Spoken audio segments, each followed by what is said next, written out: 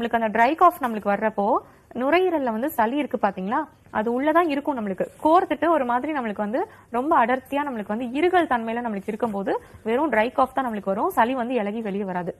சளி இலகி வெளியே வராம நுரையீரல் அப்படி கட்டி மாதிரி நம்மளுக்கு கோர்த்துட்டு இருக்கிறதுனால தான் நம்மளுக்கு வந்து ட்ரை காஃப் நம்மளுக்கு வருது.